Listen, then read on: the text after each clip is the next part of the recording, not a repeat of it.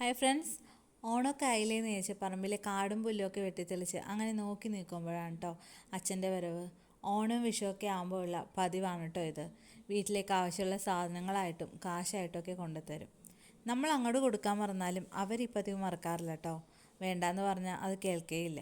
അപ്പോൾ ഒരു പറച്ചിലാണ്, എൻ്റെ മക്കൾക്ക് പിന്നെ ആരാ തരാനുള്ളതെന്ന്.